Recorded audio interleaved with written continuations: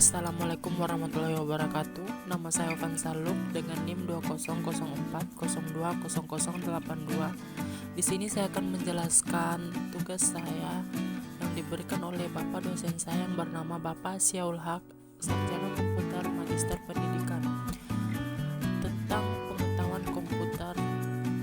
Saya dari kelas PBS 1D semester 1. Dalam pengetahuan komputer, saya akan menjelaskan 15 part. Di part pertama, yaitu tentang konsep dasar dan sejarah perkembangan komputer. Konsep dasar sistem komputer yaitu suatu peralatan elektronik yang dapat menerima input, mengolah input, memberikan informasi menggunakan suatu program yang tersimpan di memori komputer, dapat menyimpan program dan hasil pengolahan, serta bekerja secara otomatis. Sejarah komputer berawal dari abad ke-19 ketika Charles Babbage mencoba untuk mendesain komputer mekanik yang bernama mesin analytical. Desain ini menjadi basis kerangka desain komputer sekarang. Part kedua, perkembangan komputer dari masa ke masa. Generasi pertama dimulai ketika komputer digunakan dalam akademi dan militer, seperti komputer Atanasoff Berry, dibuat pada tahun 1937 untuk menyelesaikan sistem persamaan linear, dan komputer Colossus untuk memecahkan kode rahasia Jerman Nazi. Generasi kedua dimulai ketika transistor menggantikan tabung vakum. Unifax dikenalkan ke publik tahun 1951 untuk penggunaan komersial. Generasi ketiga dimulai ketika teknologi transistor meningkat menjadi sirkuit terpadu. Komputer mini adalah inovasi yang signifikan dalam generasi ini dan mempengaruhi komputer generasi selanjutnya. Generasi keempat dimulai pada dasawarsa 1970-an ketika penemuan MOSFET dan integrasi berskala besar selanjutnya membawa ke pengembangan mikroprosesor di awal tahun 1970-an. Teknologi selanjutnya adalah laptop dan ponsel cerdas yang sangat fenomenal, membawa berbagai perusahaan teknologi ke dalam perang paten atas ponsel cerdas. Part 3, jenis-jenis komputer dan penggolongan komputer. Jenis-jenis komputer antara lain sebagai berikut, yaitu 1. Personal komputer atau PC, 2. Desktop, 3. Laptop, 4. Netbook, 5. PDA, 6. Workstation, 7. Server, 8. Mainframe, 9. Superkomputer, 10. Wearable komputer.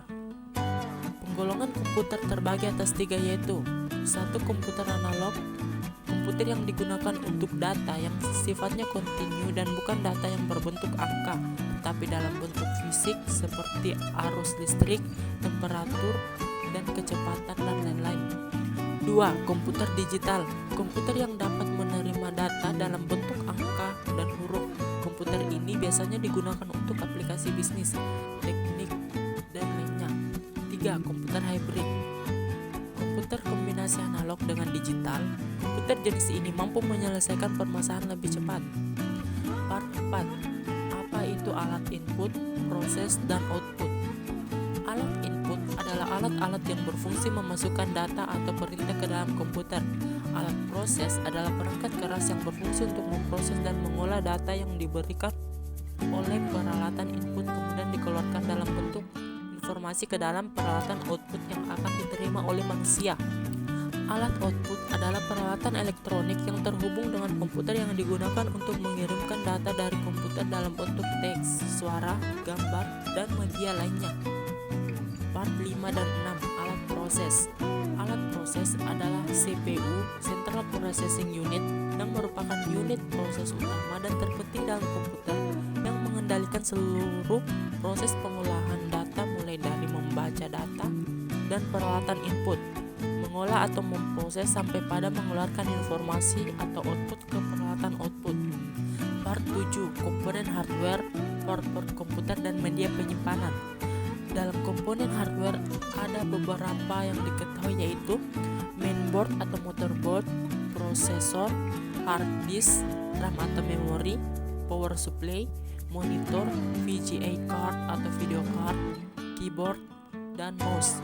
Dalam port komputer diketahui yaitu 1 port serial, kemudian kemudian port paralel, port USB, port VGA, port infrared, port PS2, port audio port HDMI, port power source.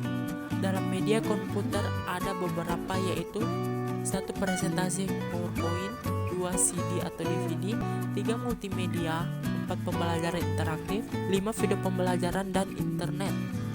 Part 9. Fungsi dan kegunaan perangkat lunak komputer. Fungsi dan kegunaan perangkat lunak komputer adalah memproses data, perintah, atau instruksi khusus agar pengguna dapat mengoperasikan komputernya sesuai dengan hasil informasi yang diinginkan.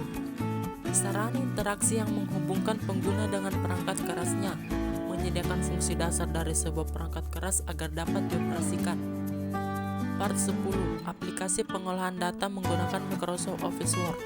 Aplikasi pengolah data atau word processor merupakan software atau perangkat lunak yang digunakan untuk mengolah kata atau berkaitan dengan dokumen, seperti tahapan membuat, mengedit, memodifikasi, menyunting maupun mencetak dokumen. Contoh aplikasi pengolah kata diantaranya OpenOffice, ORG Writer, Notepad, WordPad, Microsoft Word, Google Docs, WordStar, Word Online atau Offline Online.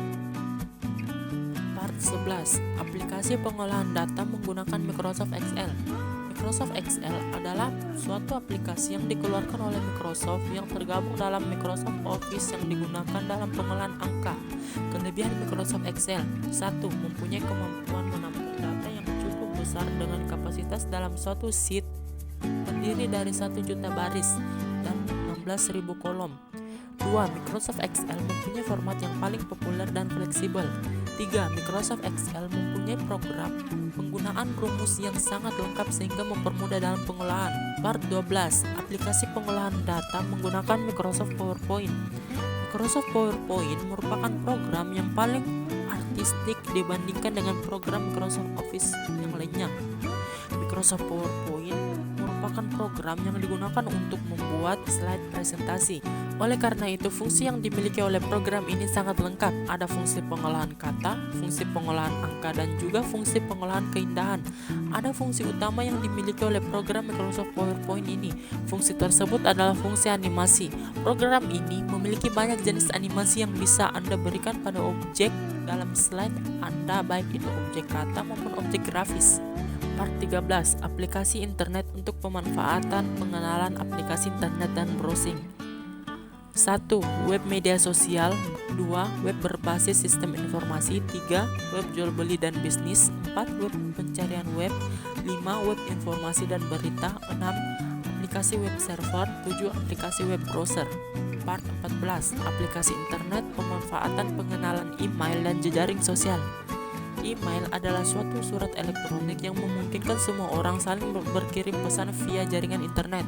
Email atau surat elektronik merupakan sebuah sistem yang memungkinkan pesan berbaris teks untuk dikirim dan diterima secara elektronik melalui komputer atau telepon seluler.